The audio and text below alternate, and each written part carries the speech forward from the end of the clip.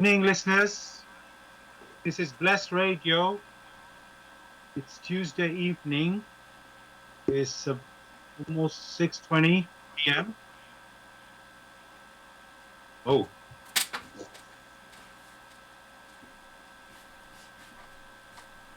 let's What's close up? that. Okay.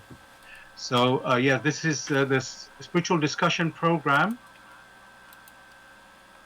from 6 p.m. to 8 p.m. The aim of the show is to introduce you to the spiritual knowledge in the light of truth, the Grail Message by Atrushin.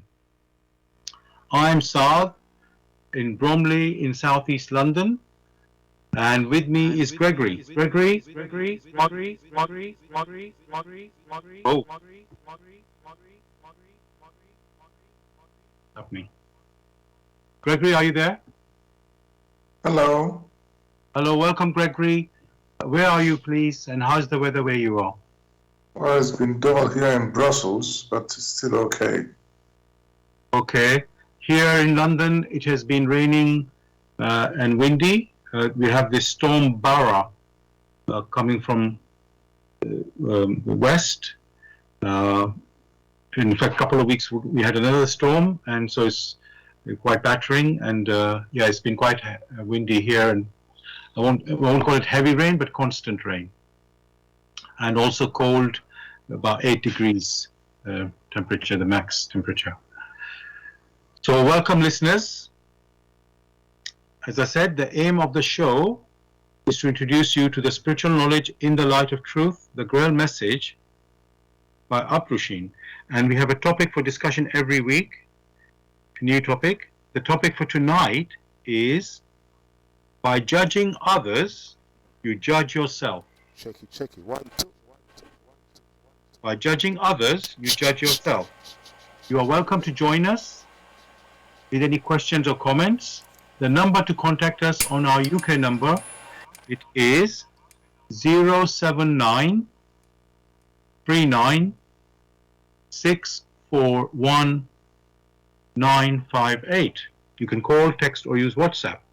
And if you're outside of UK, it is 0044 79 39 641 958. Again, you can call, text, or use WhatsApp. I'm going to begin with what is the Grail Message? The Grail Message in the Light of Truth by Atrushin is a spiritual knowledge of life. It offers an explanation of the world, a picture of creation on the basis of natural laws. Its lectures contain valuable basic elements as a help in life, for through the knowledge mediated, the readers again brought closer to life and led back to God. The Grail Message deals with important fundamental questions of life by explaining in a clear and logical way the automatic working of the laws of nature, the whole weaving of creation, allowing every process to be recognized and thereby the purpose of our whole life. It is directed at the individual and speaks to the innate experiences of the human being, their strengths and weaknesses. Thus, every reader has the opportunity to discover, through the intuitive perception, if what is stated is the truth. Combining with matter-of-fact reasoning, a complete world picture arises, where there is no separation between the visible world and the great world beyond the five senses, nor any separation between scientific and religious striving for knowledge. I'd like to give you a couple of quotes from the author of the Grail Message, Atrushin, and reader of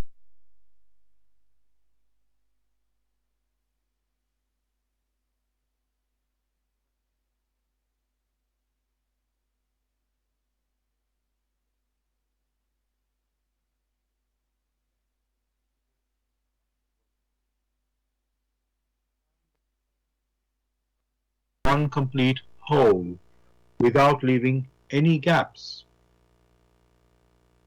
Again and again, in all the happenings, the reader will come back to the basic features. He can explain everything without having to change even one single sentence. The word of the Grail Message lives, so that it permits only those people who really carry the honest desire in their souls to find abundantly. All else is automatically rejected by it. For the arrogant and those who seek superficially, the message will remain the book with 7 seals. And I'd like to give you one more quote from the author. I wish to fill the gaps which have so far always remained unanswered in the souls of men, and which never leave any serious thinker in peace, if he earnestly seeks for the truth. Dear listeners, just to remind you again, the topic we're discussing tonight is, by judging others, you judge yourself. By judging others, you judge yourself. You are welcome to join us with any questions or comments. The number to contact us on our UK number, it is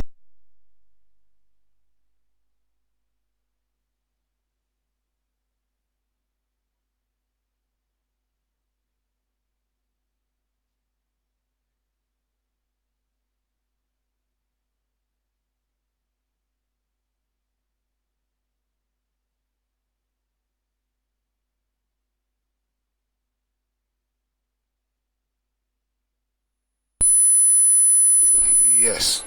All right. All right. Greetings, Sard. I'm not going to take too much of your time, yeah? okay. Yeah. Right. First of all, I'd like to greetings to everybody locked onto the Grail Message. Spread a bless. Question I'm going to ask you first, yeah, is why did you pick this topic? Why did I pick this topic? Yeah. Well, in the news right now, in UK, that is, there's a story of a young 6-year-old boy called Arthur, who has been it was in the court case that the stepmother was convicted of murder, and his father was convicted of the word has gone out of my head. Manslaughter. Yeah.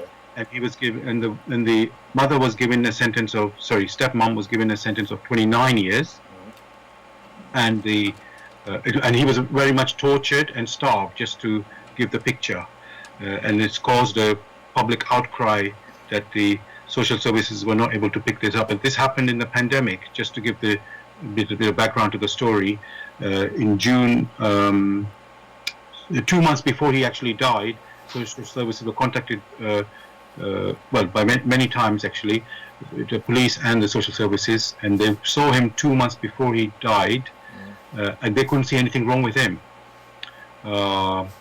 And one thing special about the pandemic was that he couldn't attend school. They were doing via Zoom. So, and because of the pandemic, the people couldn't,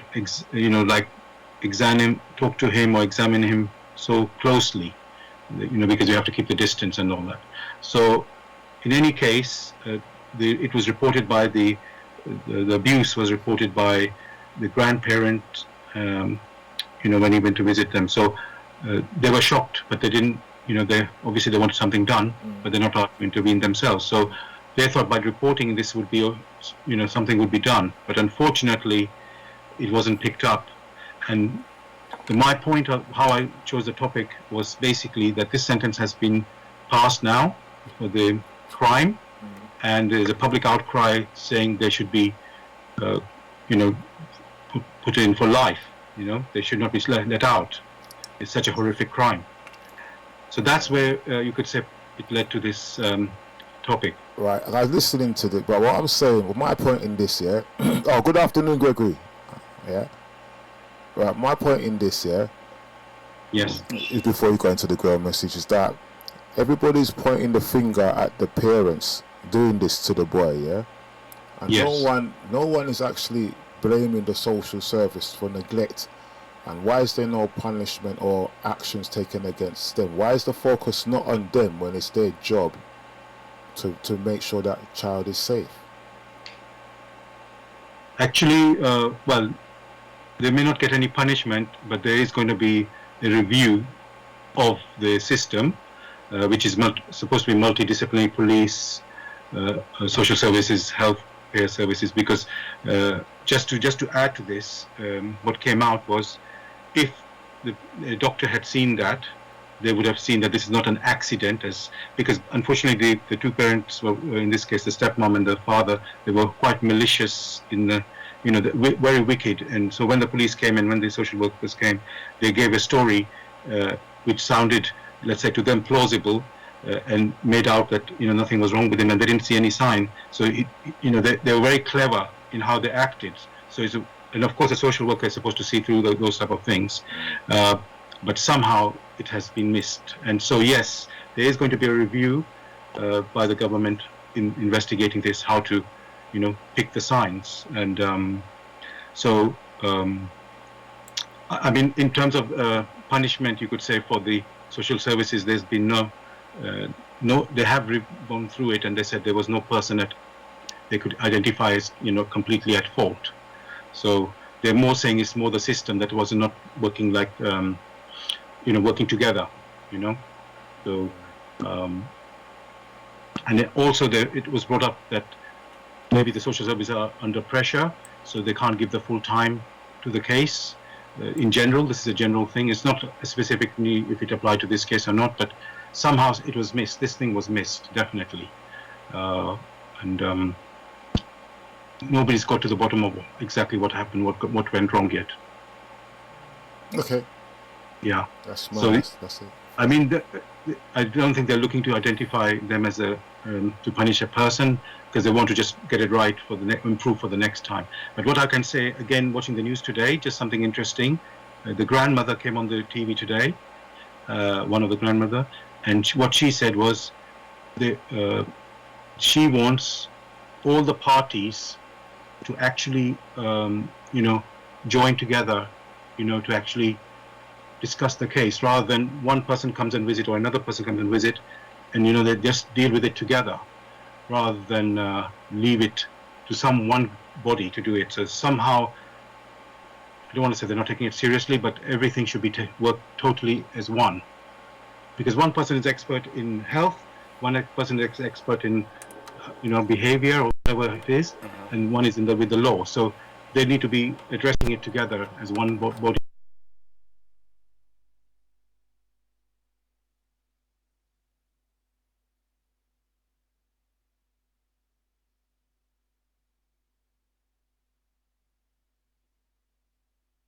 Sounds like a bit what's going on in the world today. Yes. Okay. How are you doing, Gregory? I'm all right. Thanks. Okay. No, that's it. That's all I wanted to ask. Really. Thank you for that. Yes, thank you. Bless. So, listeners, I want to continue. And actually, so just to remind you, the title is "By Judging Others, You Judge Yourself." So, like you, as usual, Gregory, I looked in the dictionary. The key word is judge or judging. So, in the dictionary, the word judge, it says form an opinion or conclusion about. I mean, when I look, and or there's another, let's say another part of the definition. It says decide, in brackets, a case in a law court, or also give a verdict or on someone in a law court. The judge, that's judging. Let's start with the first one, Gregory. Form an opinion or conclusion about. That One may not say opinion, is judgment. That is highly personal. So one cannot be talking about opinions. When it comes to judgment, there must be a reference framework for judgment to take place. Whereas with opinions, you don't need any reference to framework. You just make it up as you go along. Thank you for that. Actually, Greg, I did look. I haven't put the definition here, but I do remember it is you're meant to evaluate. It's not, which is what. So you like to look, evaluate, and then you reach a conclusion. So that is which is so also when they decide in a court, they have to look at the I don't want to say pro and con, but they have to look at each side, what is presented, and then you weigh it, and then you make a judgment on that. So yes, that doesn't sound right. Opinion doesn't sound right. So thank you for clarifying that. Now let's go to the actual topic title there, Gregory. By judging others, you judge yourself. I mean, that happens a lot, every day, looking at others' actions, and then we make a judgment. When we judge, Gregory, it's like normally it's an accusation or like we said, conclusion of somebody doing something wrong.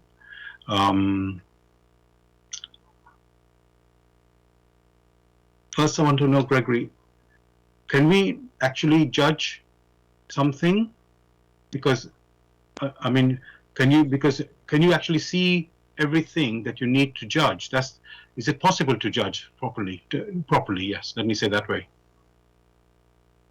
In the first instance, there is this expression to judge. When examined thoroughly, it should not be taken as an arbitrarily collection of actions or activities. There is always a framework through which all that is considered is taken care of. When one says a framework, maybe that particular person, in quotes, who wants to judge has his own framework, but that is not the framework which is being referred to. The framework which is being referred to is that through which every human personality came into existence. By that one means the framework of the laws of creation. It is that standard, it is that framework that any personality must use. Thank you for that, Gregory. That really, as you say, the word framework, it sets the scene, how we are supposed to look at something. Okay, when you say laws of creation, it means we should know what the laws of creation are. I think with the human justice or human way, I'm not sure they're looking at the laws of creation. They're looking at whatever human justice system is, or human justice system. So, in a way, Gregory, that what you're saying is that we are not judging it properly at all, or we're just using a different framework. Is that right? What is being discussed here is that, in a way, it's being partial. The judge or the judgment is partial. And if there should be fairness in the judgment, which means to judge, then it's good to look at the whole picture. So when people sit down and sort of construct a set of principles through which they will make judgment without first understanding what the laws of nature or the laws of creation are, then they haven't considered the overall picture, and then they become partial. Again, thank you for your answer, Gregory. So we need to see the whole picture.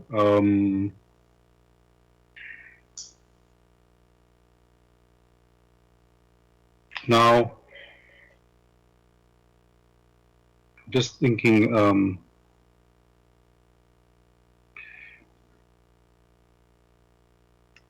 okay, let me let me just move to something else at this moment, and then I want to go back to the case in the news that I've just mentioned.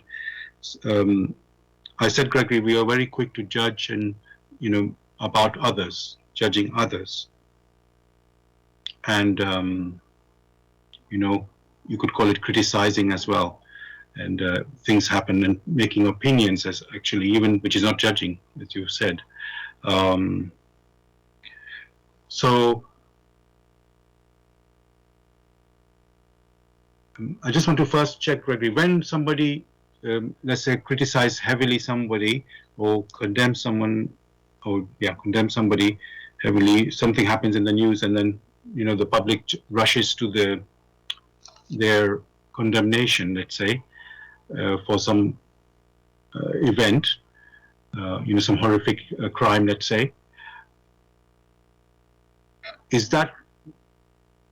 Are we able to judge that way when we are not directly involved in an event? Or I'm just trying to distinguish how we can judge, what level can we judge, basically. Is it an interaction with only we have been involved with because we know what is happening?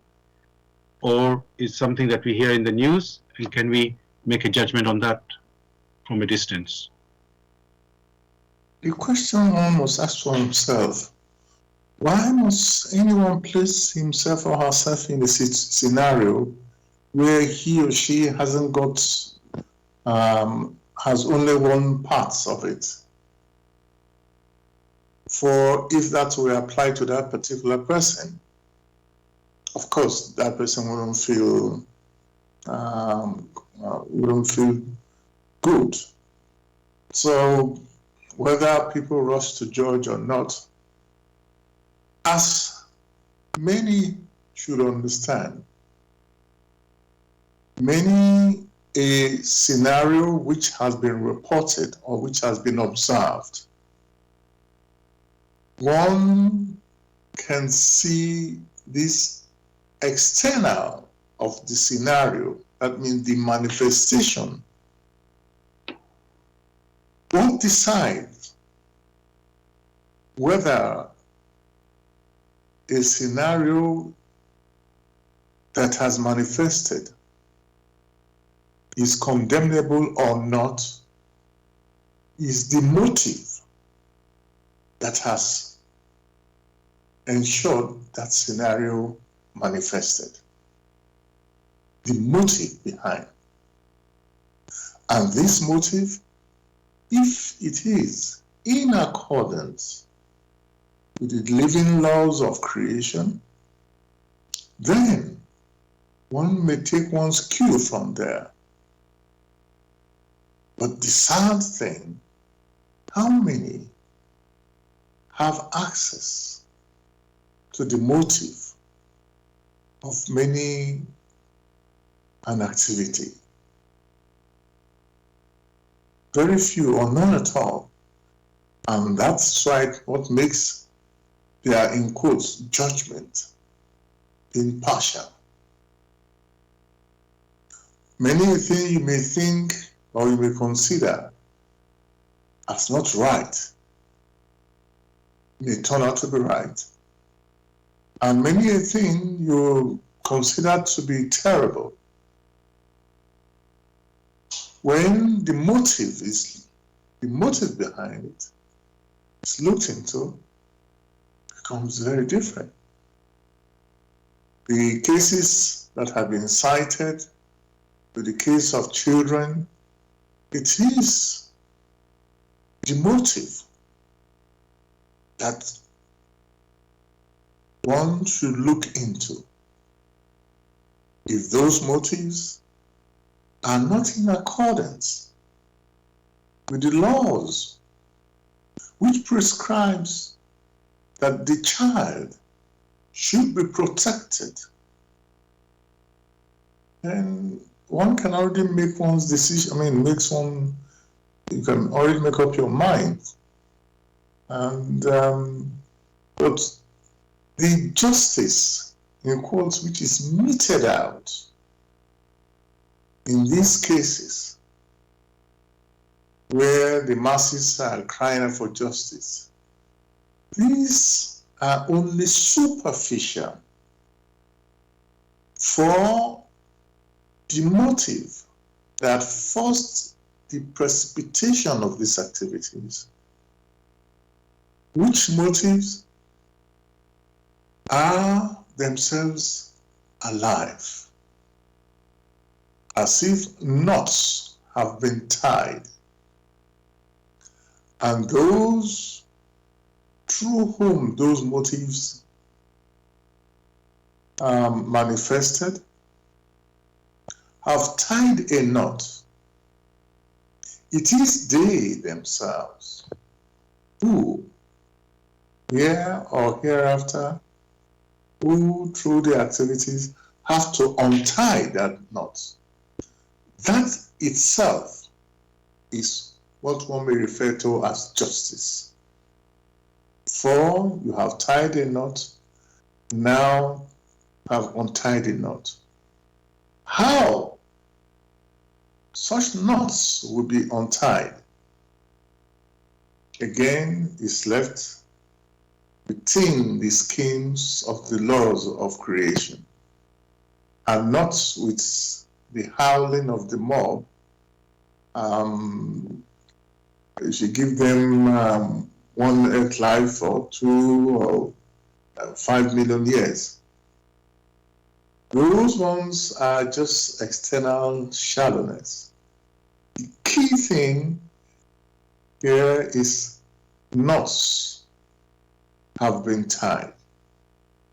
A child has been passed on to you in request and placed under your watch, and this has happened. Not only the case of a child, could be the case of a job one is doing, could be the case of family. It's everywhere. Knots are tied. Redemption only lies in untying the knots.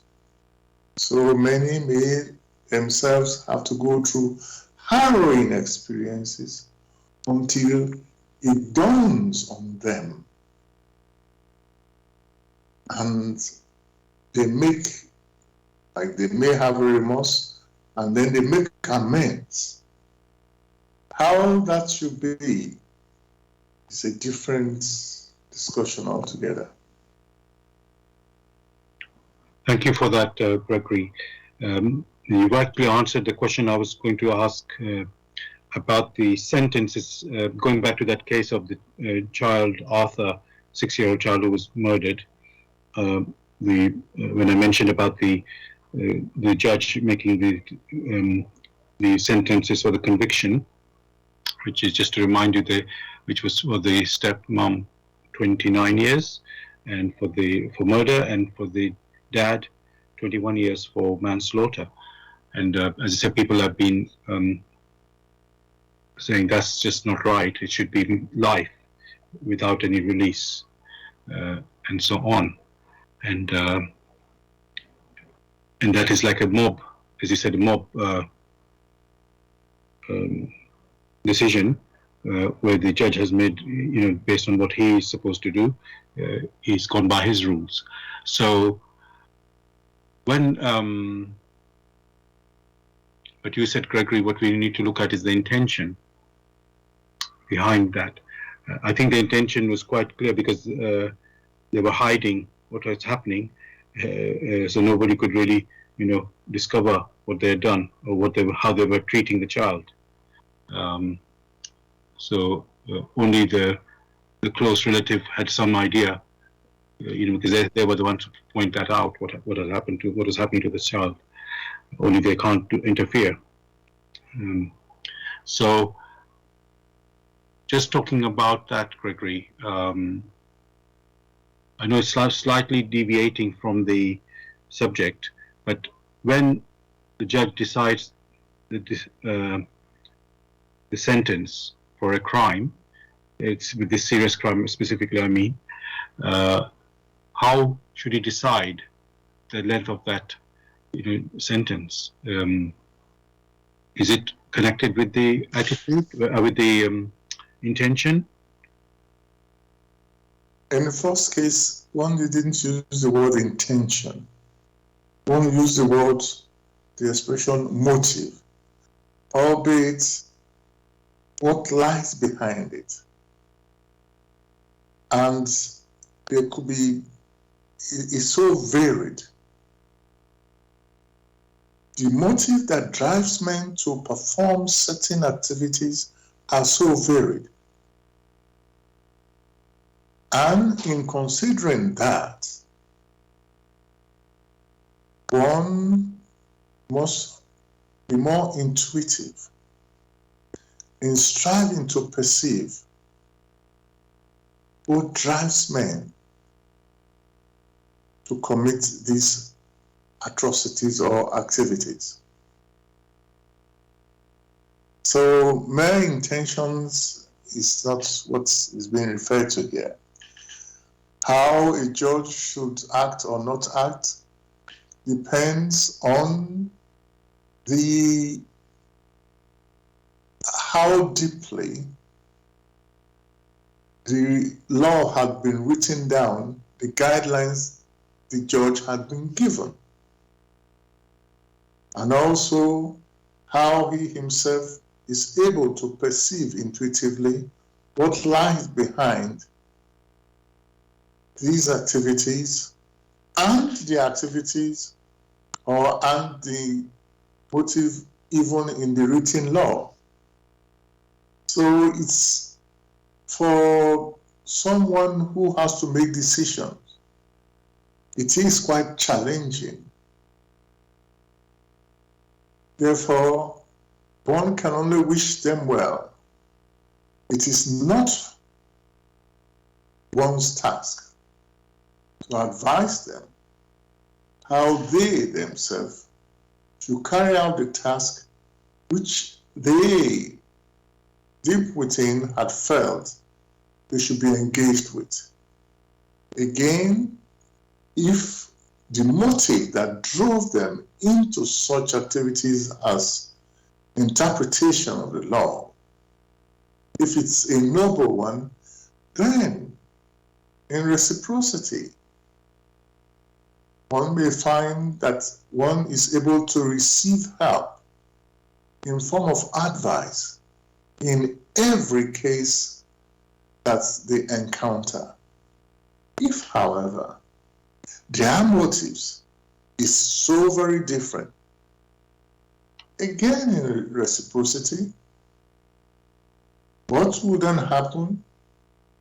That they fall into the scenario where, because of the sort of motives they themselves harbor, it colors the way they do their further examination in any scenario.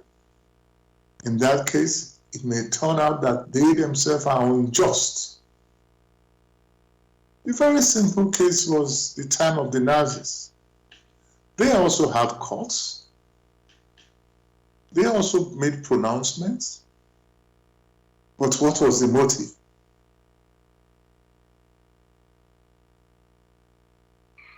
Thank you for that, Gregory. I want to now read from the Bible, and this is Matthew chapter 7. I'm going to read from verse 1 to verse 5, and it's titled Judging Others. And as Jesus is speaking. Do not judge, or you too will be judged.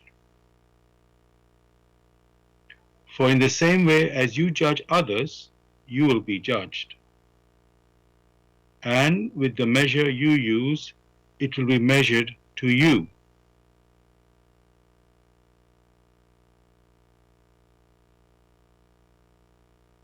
I'm going to just stop there, Gregory. That's our topic tonight. By judging others, you judge yourself. So, I'm just going to read it again, the verses from the Bible, from Matthew chapter 7. This is actually the first 3 verses. So it says, Jesus speaking, do not judge, or you too will be judged. For in the same way as you judge others, you will be judged. And with the measure you use, it will be measured to you. So, Gregory, this judging when I judge as a person, or any person judges, then I will be judged myself. Who will be judging me? That's what I didn't quite understand that. Is it other people? At the beginning of the discussion, it was stressed that there is a framework,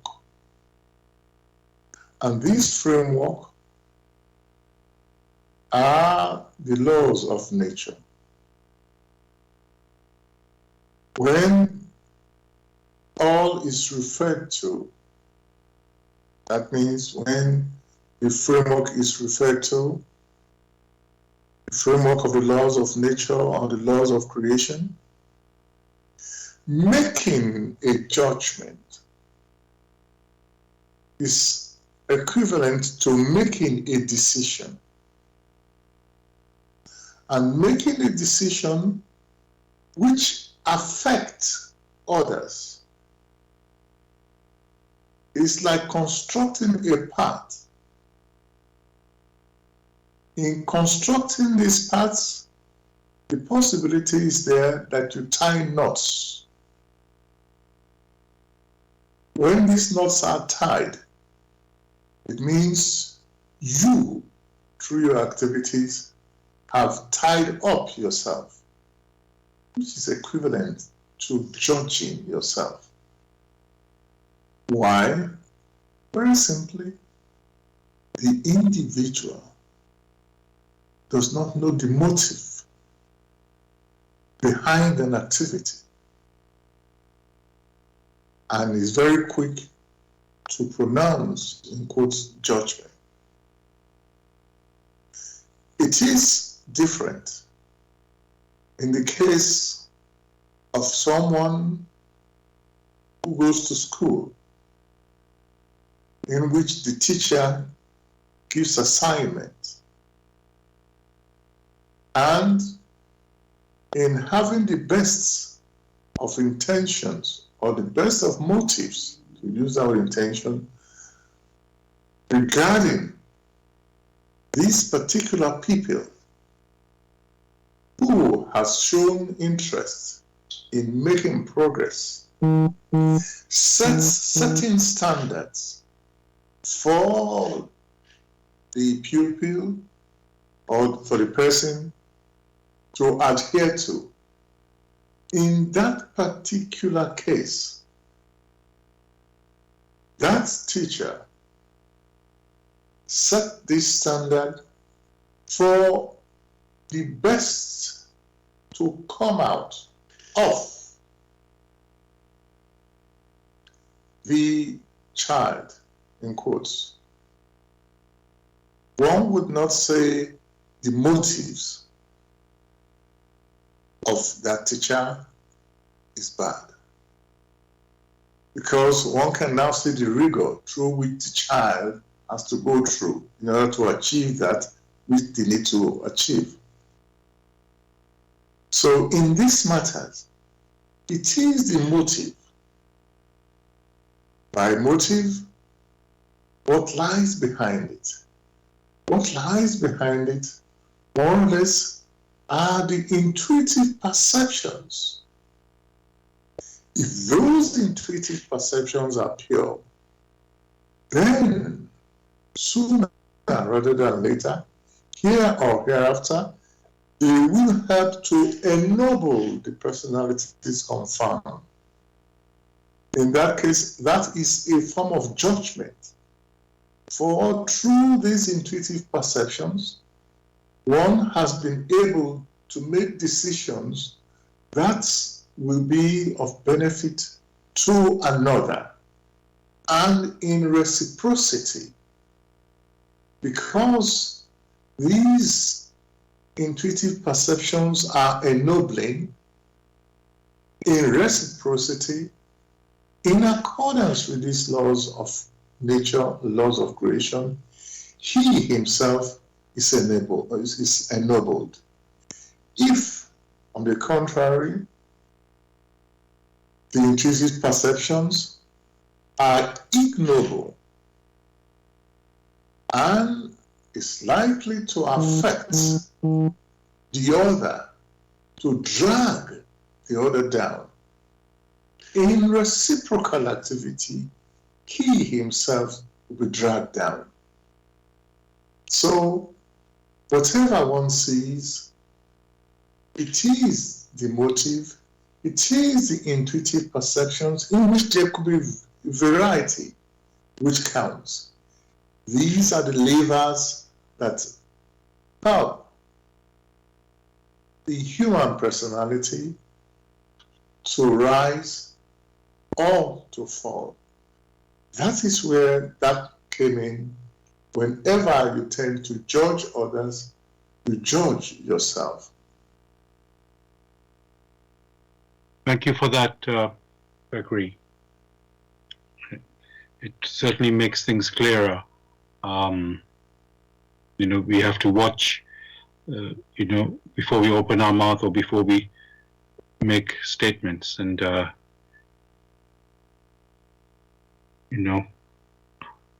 because you don't know what. First, obviously, when you open your mouth, it must be true, and then number two, there are consequences. So just beware of what you say. So thank you for that. Dear listeners, you're listening to Bless Radio. It's the Tuesday evening spiritual discussion program from 6 p.m. to 8 p.m. The aim of the show is to introduce you to the spiritual knowledge in the light of truth, the Grail Message by Uprushing. And if you are interested in knowing more about the Grail Message or want to get a copy of the Grail Message, you can go to this website, which is www.grailmessage.com. I'll spell that. www.grail, Grail, message, MESSAGE.com. And the topic we're discussing tonight is, by judging others, you judge yourself. By judging others, you judge yourself. You're welcome to join in the discussion with any questions or comments. You can contact us on our UK number, which is 079 39 641 958. You can call, text, or use WhatsApp. And if you're outside of UK, it is 0044 79 39 641 958. Again, you can call, text, or use WhatsApp. And we are broadcasting on blessradio1.com. That's the number one. Blessradio1, the number one.com. Also, we are on YouTube. You can go to youtube.com and type in the search box Bless Radio 1, the number one again, space live stream. That's for the live show. You can also listen to the recording of the show the next day again on YouTube, go to youtube.com and type in the search box Bless Radio 1, the number 1, space, Grail Message, and space, the topic of the show, which tonight is, by judging others, you judge yourself.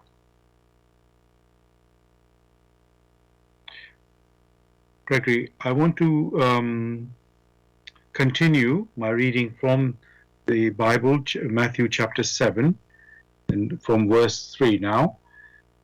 Again, it's Jesus speaking. Why do you look at the speck of sawdust in your brother's eye and pay no attention to the plank in your own eye? How can you say to your brother, let me take the speck out of your own eye, and then when all the time there's a plank in your own eye? You hypocrite! First take the plank out of your own eye, and then you will see clearly to remove the speck from your brother's eye.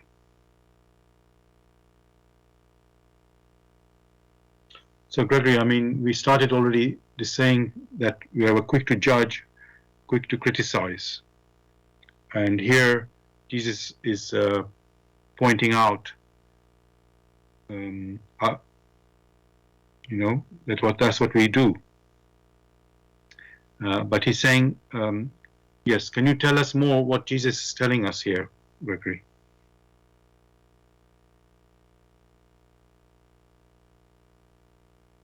As can be read very directly, becomes very clear that in observing others, such observations only come through our own very, in quotes, limited framework. And that being the case, it already distorts the picture which many of us see in others. Once there's a distortion, then there is no fairness. And once there's no fairness, it means that we must be doing something wrong. The distortion is in us, and it's from there we view others. So, in order to have a better picture of others, it's very clear that we need first to purify ourselves. Thank you for that. And my immediate question from that, Gregory, does that mean we should only look at ourselves and not criticize or judge others? One has stressed it again and again. It is the motive. The motive is what drives many things. If the motive is that of ennoblement, then whatever the outcome in this drive, as long as it ennobles your neighbor, it will also ennoble yourself. It is not right to remain silent when you see in your neighbor the potential for high ideals and you remain silent under the guise that you do not wish to criticize. That in itself is an error. It is again and again the motive of an activity or for lack of an activity that either ennobles you or not. So there are many scenarios where You yourself may observe another, yet you remain silent. In that case, one is guilty of the silence.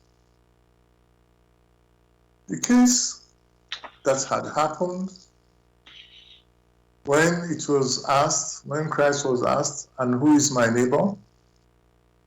The example was given of someone who was beaten by robbers. A priest came and went the other way. A Levite came,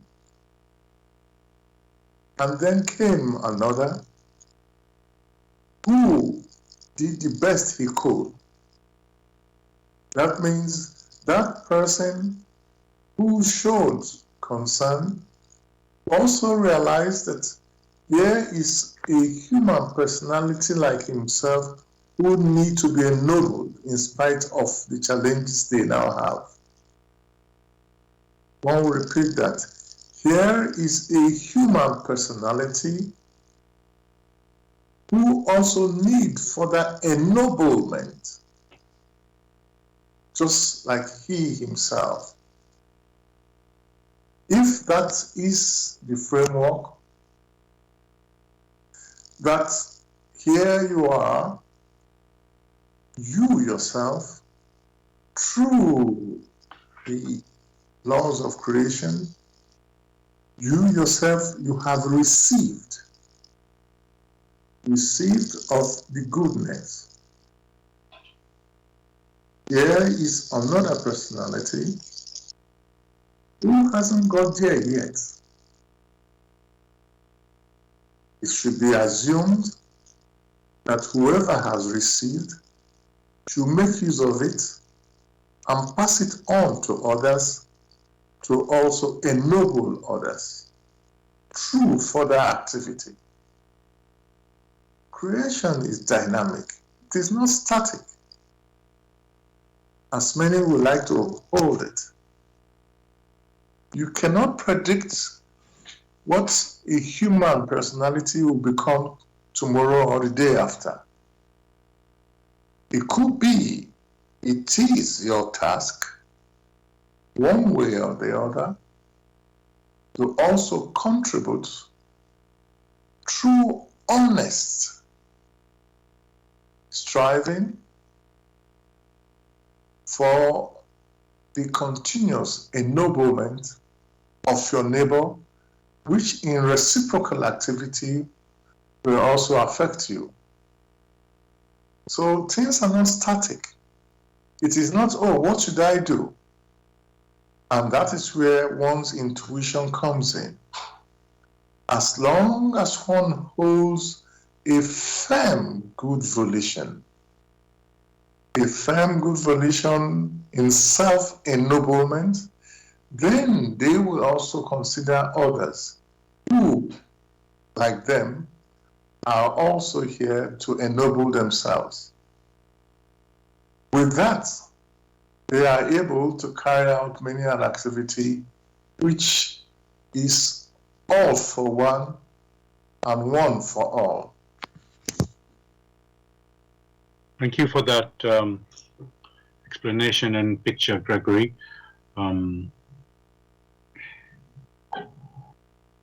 Reminding us about looking at our motive, behind what it is that we're doing or thinking. Yes. There's another aspect, Gregory, I'm thinking. When people are highly critical of an action, does it show something about them? Is it a reflection about that person that he, when he's highly critical of something, of something else? Does it, because he's so heated in his, let's say, reaction to some activity, and other times he's not so heated like that. So does it, when somebody is so activated like this way, is there something in there, that person, that is triggering him to criticize so heavily? How men respond to challenges vary because there are different human personalities. But many a time, one's response at the challenges of others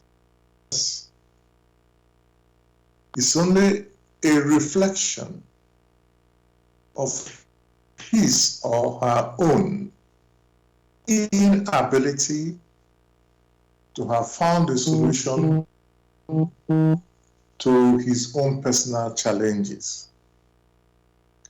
So you will find the scenario where people are challenged, particularly in some matters. Doesn't have to be criminal. Then you have others reacting to it with such heavy hands when it needed not to be so. But it is best for many to spend time improving themselves rather than to spend time finding out what others have not done right. Again, this comes back to the motive. It is very hard to know what drives men, for their motives vary.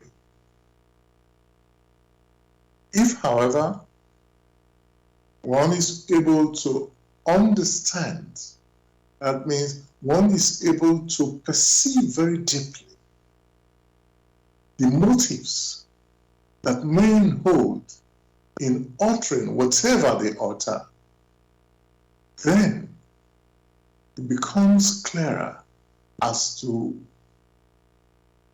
know as to know why many people do what they do. But of what use is that?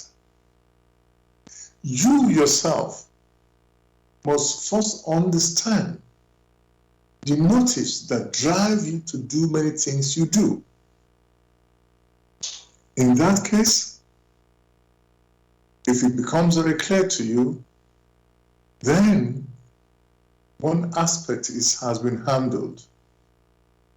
Many of the fears which you harbor, you yourself will now find is those same fears of failure that others harbor and sometimes drive them to very crude action. Thank you for that, Gregory. I'm just going to read something which I discovered in my research. It's from a website about, well, yoga, let's say, thinking. And I'm just going to yes, I will start at this point. It says, we tend to notice things in other people because we have either been in similar situations or we are insecure about certain qualities they have that we recognize in ourselves. These situations are our mirrors. Everyone we meet is a reflection of ourselves. This is the meaning of the mirror system. Once we become aware of our judgmental patterns, we begin to realize where our judgment is coming from. Through this realization, we can break the pattern and move beyond it with the understanding that every person, every situation, every experience is simply a mirror of our own inner being. Think of the concept we are all taught as children. When you point a finger at someone, there are 3 more fingers pointing back at you. Humans are here to learn something from each other.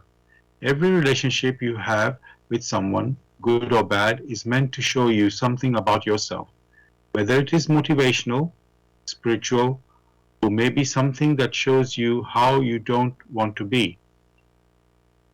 Seeing yourself in other people gives you compassion, love, and strength. Next time you want to pass judgment on someone, I challenge you to take an inner look at yourself and see if you can figure out why you are feeling insecure at that moment. Acknowledging these feelings are very powerful, and once you start gaining awareness of these thought judgment patterns, you not only gain more compassion, but you get to know yourself a little bit better too. I'm just going to stop there, Gregory. Would you say that's a good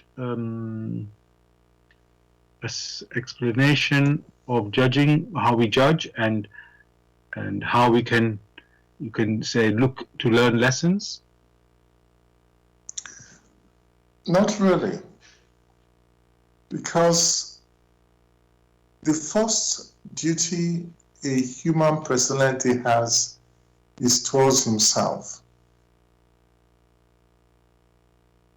That one must start having compassion when one reflects about others means one has already failed. And should even go that far. For it is very apparent.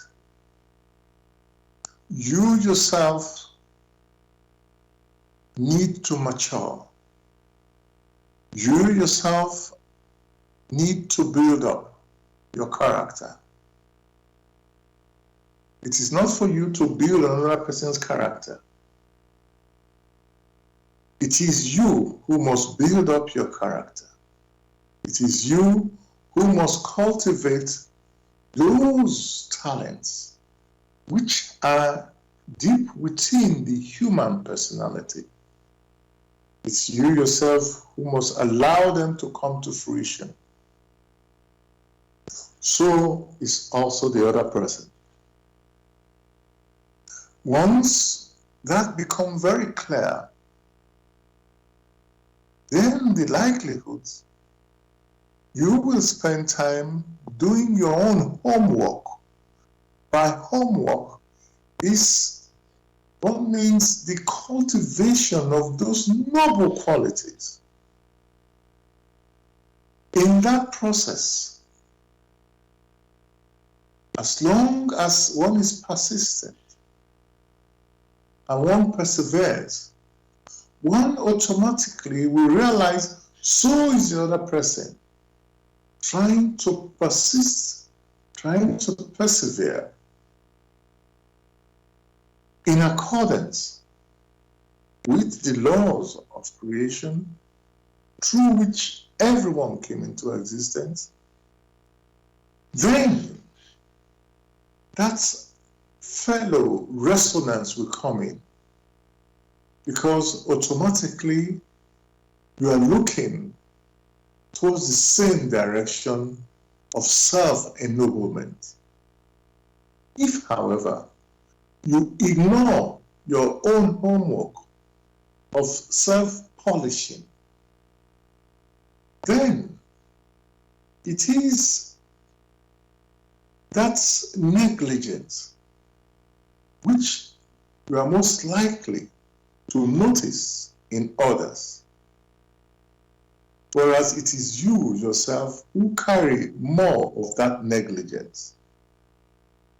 So, let no man, strictly speaking, trouble about the other, for each one has enough to challenge their inner ability in order to bring forth those talents that have been sown within them.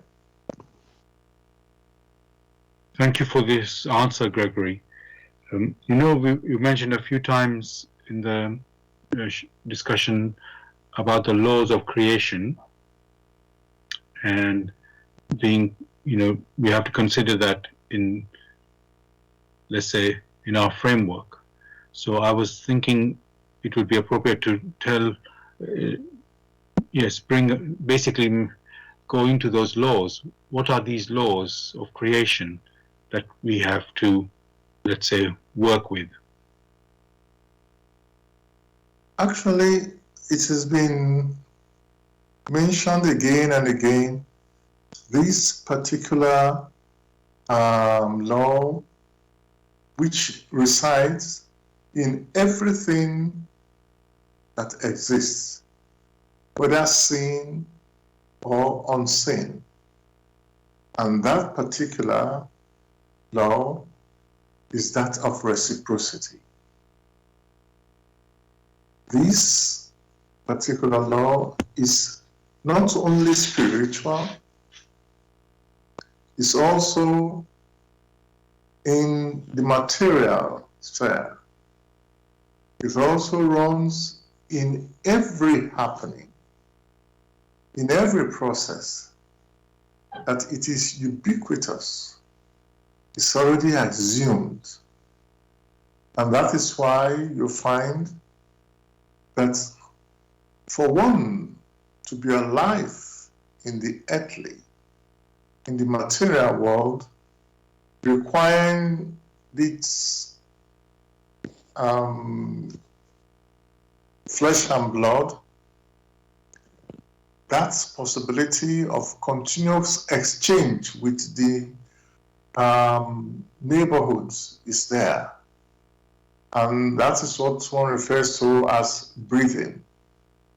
Or have you ever seen that which is alive, which does not exchange, which does not breathe?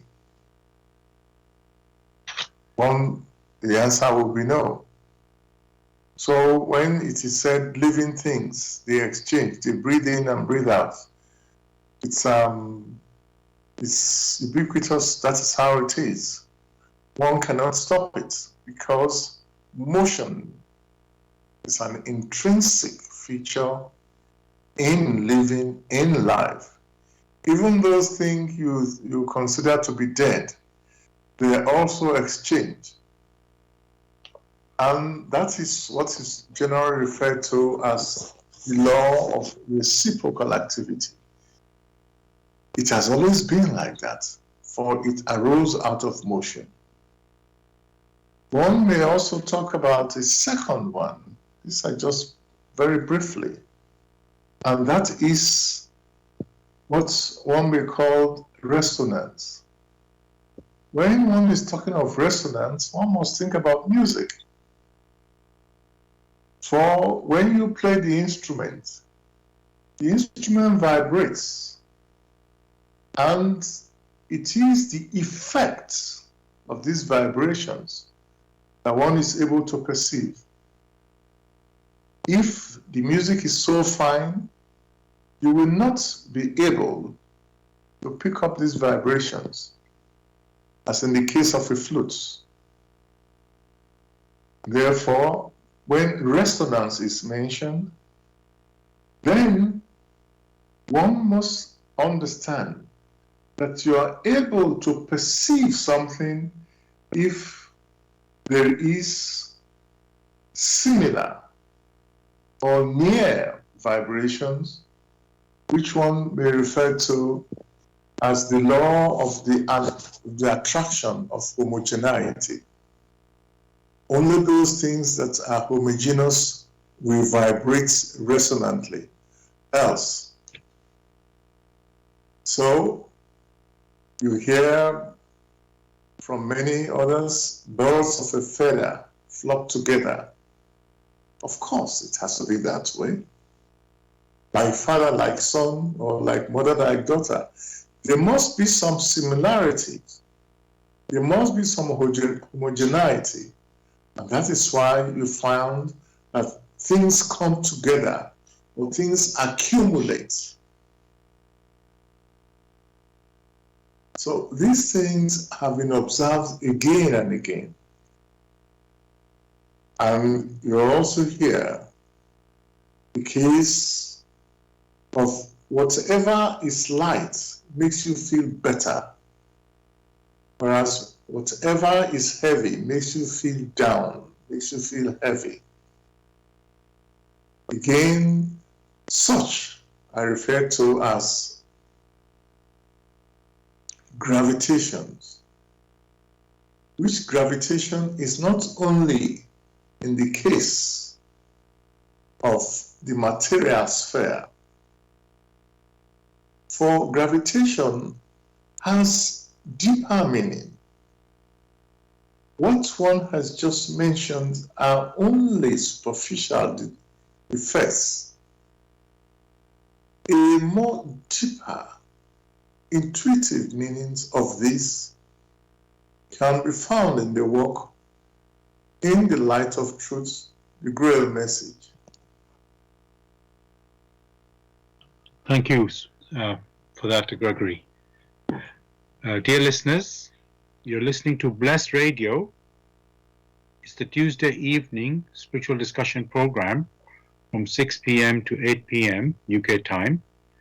The aim of the show is to introduce you to the spiritual knowledge in the light of truth, the Grail Message by Abdrusheen. And if you are interested in knowing more about the Grail Message or want to get a copy of the Grail Message, you can go to this website, which is www.grailmessage.com. I'll spell that. www.grail, Grail, message, message.com. And you're listening to Bless Radio, which is broadcasting on this website, which is blessradio1, the number 1.com.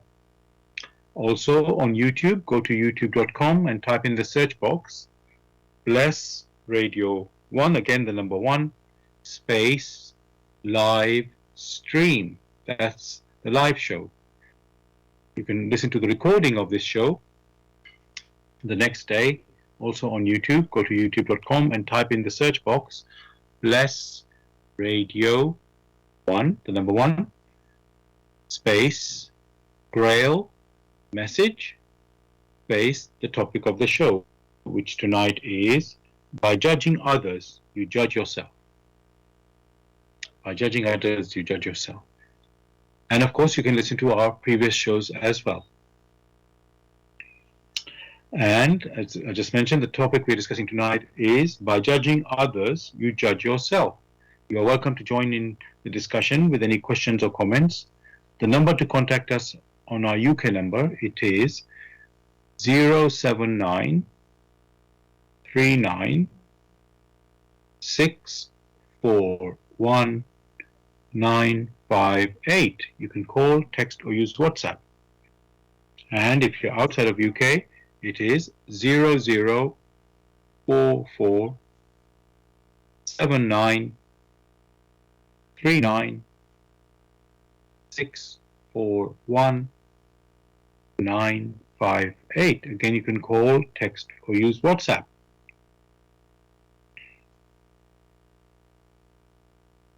Gregory, you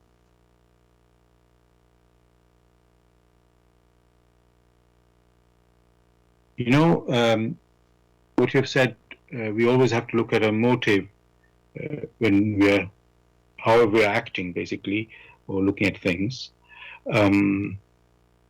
Somebody has given a suggestion of how you can, in quotes, well, it doesn't have to be criticized, just to improve people in their behavior, you could say. And so they said you can compliment people on their good qualities to help them improve, you know.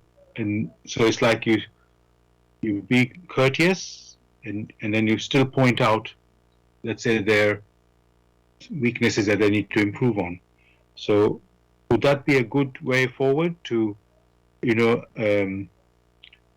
I'm hesitating to use the word technique, but I don't mean technique in some manipulation way.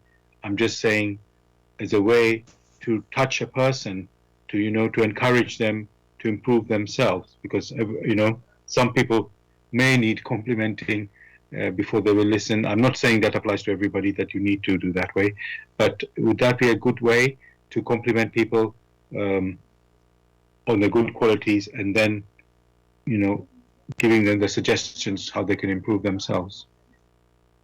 If whoever made such a suggestion would swap places,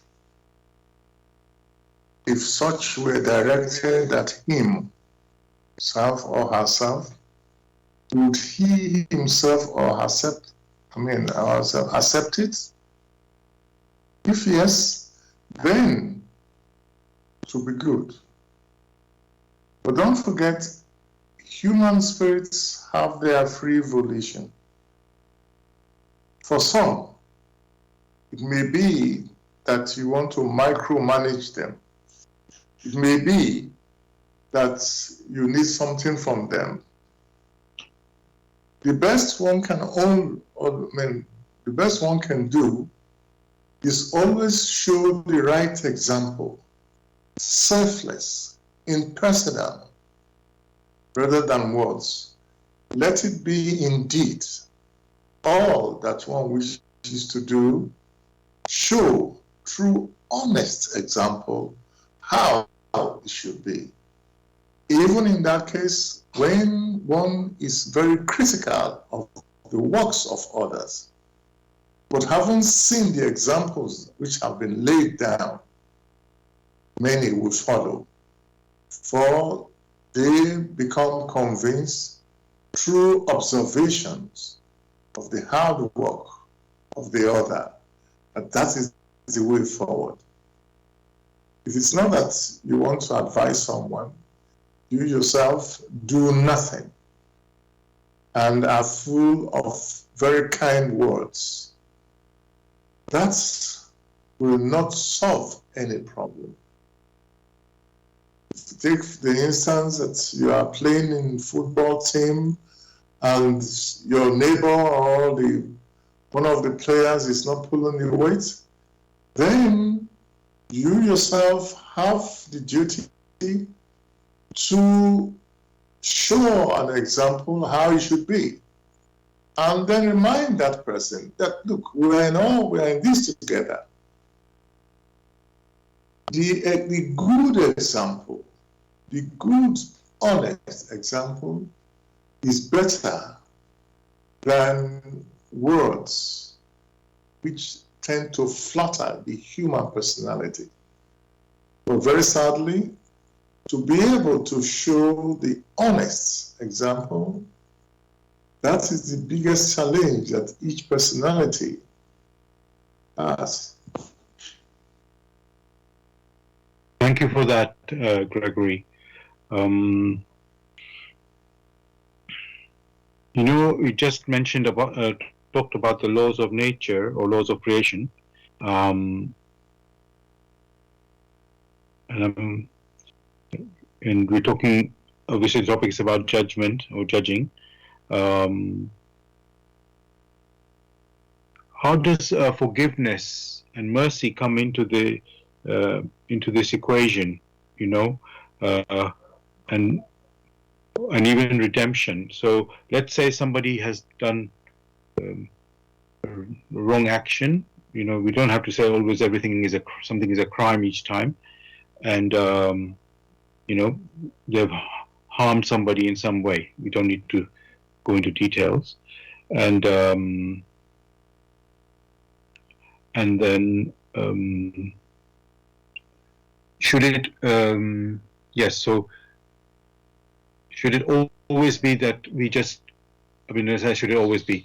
So far how we talked about it is that something has happened and now there's like a reaction from us in response, which is either criticism or judgment on that person.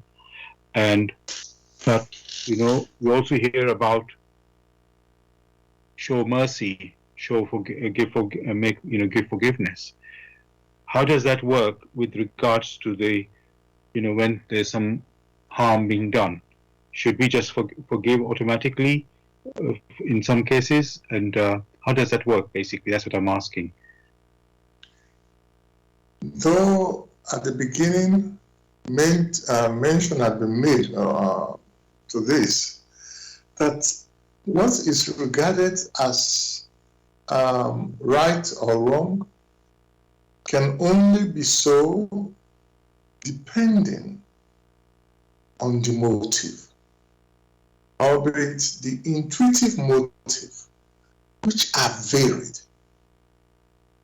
It is only through the motive that a knot is tied.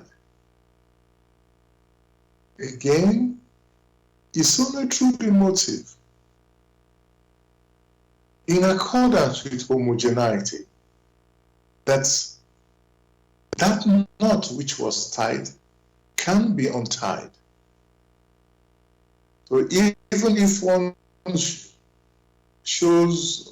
talks about it and says all sorts of things which looks pleasant externally, and that inner motive had not been taken care of, it means that the inner motive which sets the laws of creation into activity to tie that knot has not been addressed. So it means again and again there will be returns to that particular personality that sets these activities in motion. Like a shareholder, threats will bring similar energy to the one who made that decision. The question one may ask, how does forgiveness then come in the process? First, realizing that one has bound oneself by tying a thread, a line of activities, ignoble. In the process of striving vigorously to untie it, in that very serious process, the personality then builds an atmosphere around himself or herself. The threads which had been sown in the past still have to return to that personality. But in the process of coming back, a more refined atmosphere now surrounds the person that first triggered that which was not good. Unlike the atmosphere of the earth surrounds the earth such that any missile coming up, that missile could be burnt up before it reaches the earth, directly. So the returns on coming back, on meeting a more refined atmosphere, the impact on the personality is greatly minimized. It's minimized in such a way that that person who had triggered that may only need to show a very simple example, maybe a very kind word to another, such that in accordance with the perfect laws of creation, that which would have caused so much problem for the guy who had triggered it, those threads are then severed. For he himself or herself does not vibrate along such lines anymore. That in itself is forgiveness. Forgiveness in the sense that true, honest goodwill through honest striving in manifold ways, he or she now senses the way to move forward and strives to ensure that is persistent the case, such that whenever or his further activities are such that becomes of benefit not only to himself but also others around him. Thank you for that, Gregory. We've spoken a few times about this case of this 6-year-old child who was murdered, and as part of the public outcry, as I said, they wanted a life sentence because life was taken. But also there are many people who think that, if you take a life, you should suffer the death penalty. And I just want to understand, is that, we have to, in this, I'm saying the motive is deliberate, not, it was not, let's say, any doubt on that. So if that is the case, I know in the UK and most of Europe that is not allowed, the death penalty is not allowed, but as I say, some other places that is allowed. That is a penalty they do give. So is that right? Because they say it's life for a life. You took a life and now you need to pay with a life, your life, if you do that. Is that justice? In the first case, when justice is mentioned, one should not look forward to the type of justice, the very corruptible justice which you have in the earthly activities where men are involved. However, one must agree that people have their free will to say and do what they wish to do. It is the lessons learned from whatever activity that counts. It is true that through these two human personalities, a life placed in their hands, they have failed catastrophically. These may be referred to as a fact. The question is, were there no others who, through their activities, would have lessened this failure?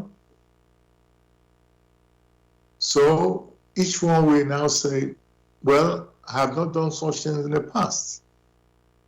Very true. However, when you are challenged, how do you respond to it?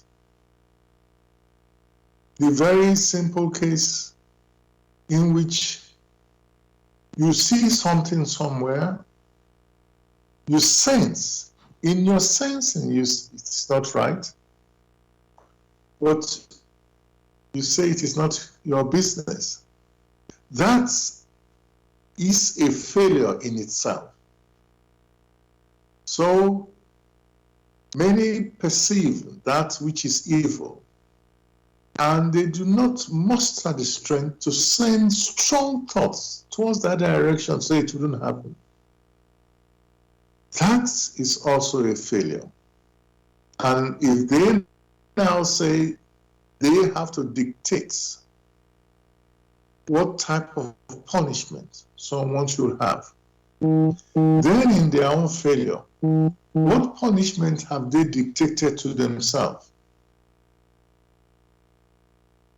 Like had been stressed, that those who committed this act have tied threads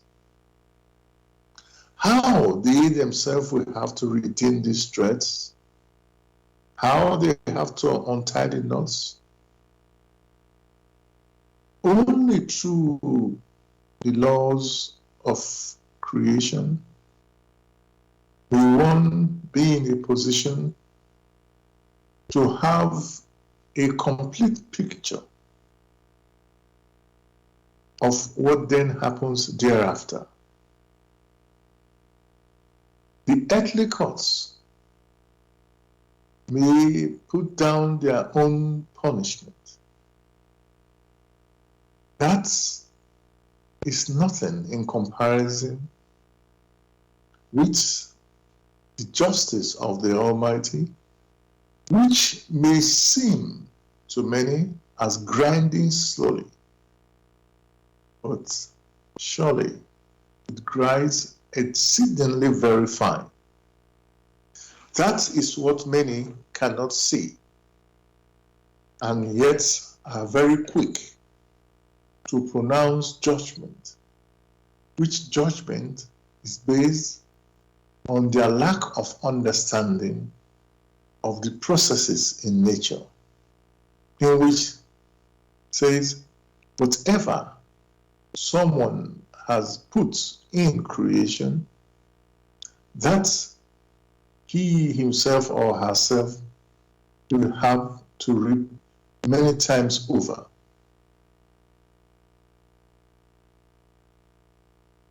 Thank you for that answer, Gregory.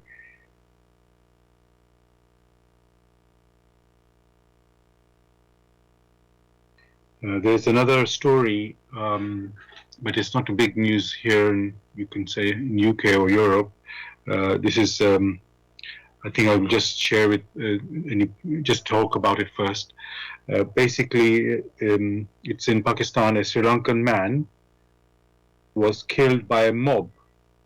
I think it's maybe 100 people. I'm not quite sure exactly the number, because he was suspected of blaspheming Islam.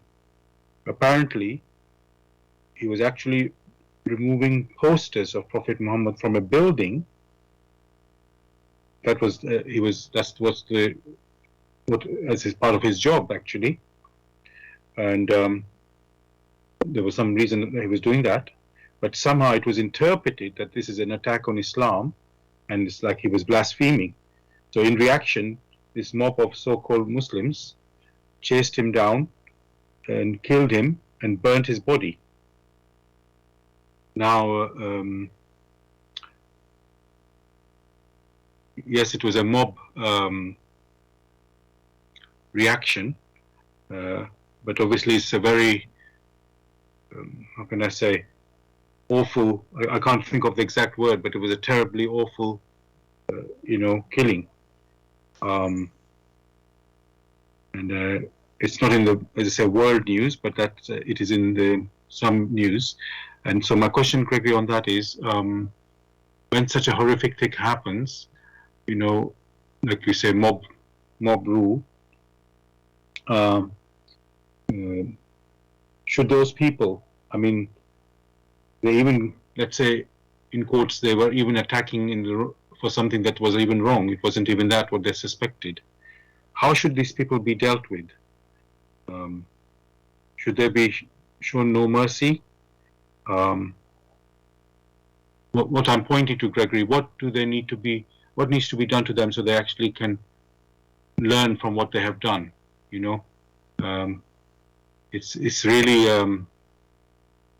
how can I say, very sad and sickening thing to hear about.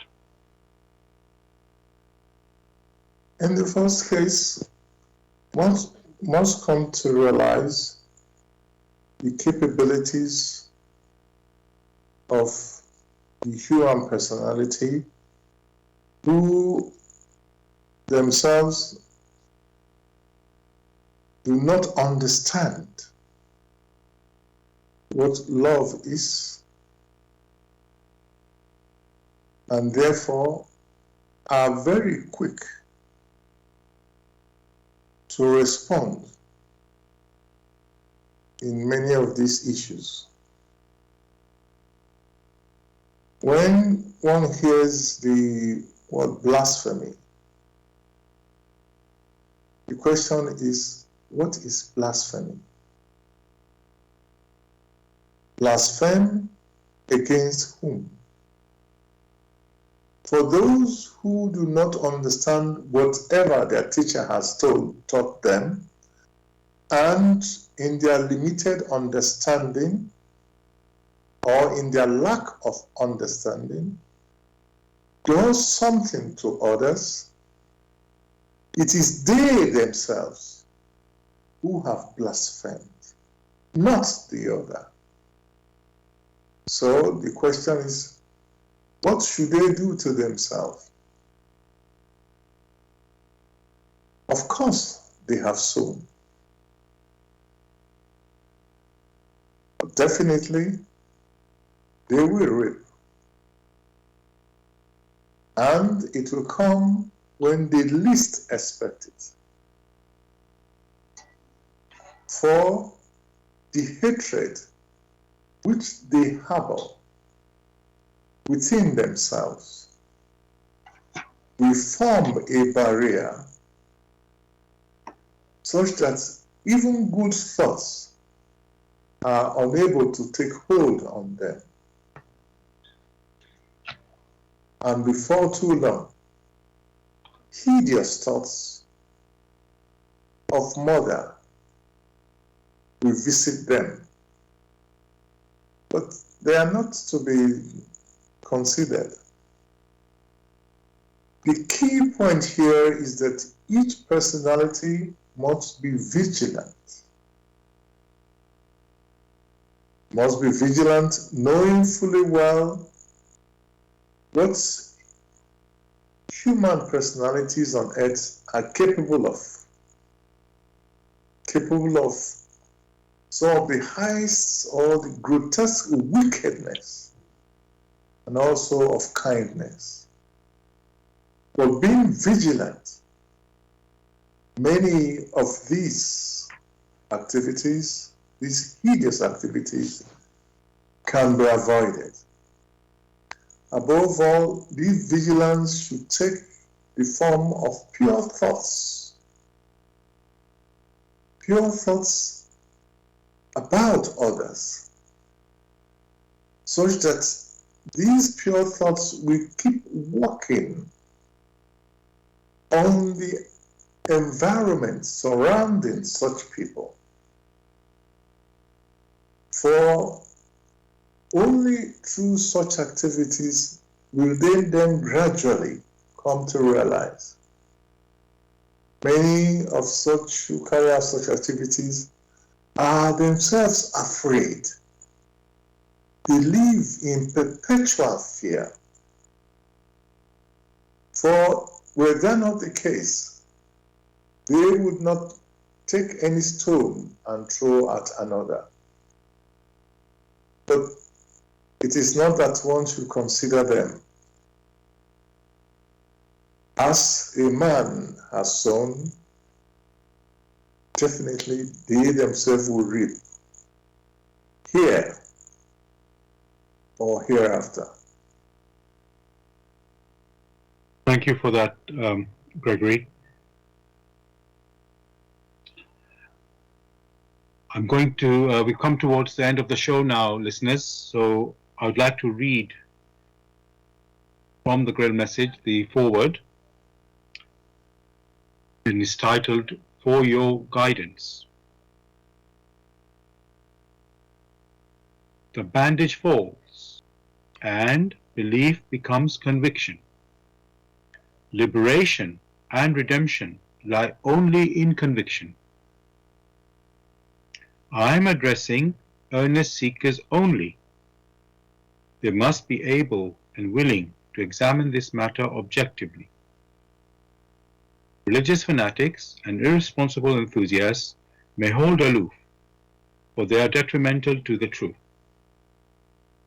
As for the malevolent and prejudiced, they shall find their sentence in the very words.